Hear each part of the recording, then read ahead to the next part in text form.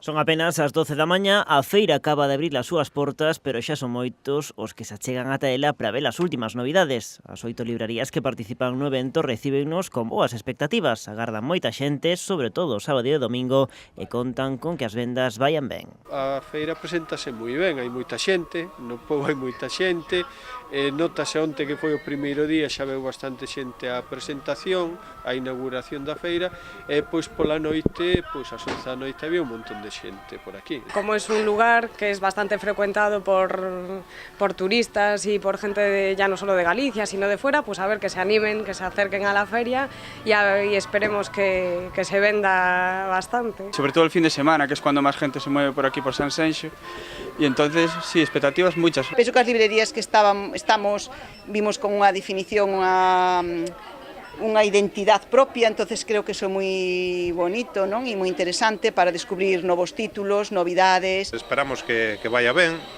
Hai xa un montón de anos que estuvéramos aquí nalgúna ocasión con motivo da Feira do Libro, que se facía noutra ubicación.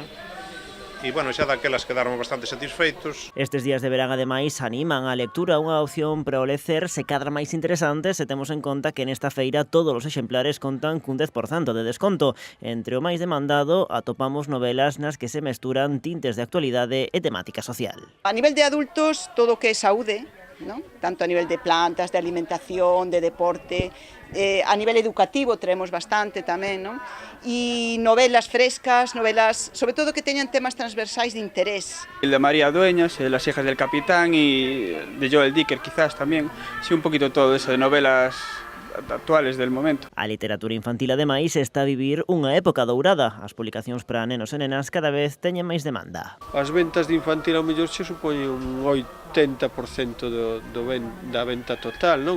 Porque é certo que a edición infantil cuídase moito, hai moi bons editores, a ilustración está moi cuidada e as historias tamén, todos os nenos encantalles. Cada vez más, y a los niños se les ve interesados en la lectura, en los cuentos, en tener para leer, sobre todo en temas a veces muy concretos que te llama la atención, en niños a lo mejor tan de corta edad. Entre todos os compradores que merguen na feira sanxenxina celebrarase cada día un sorteo dun lote de libros. O evento estará na localidade ata o vindeiro domingo. A súa próxima parada será o concello de Rianxo.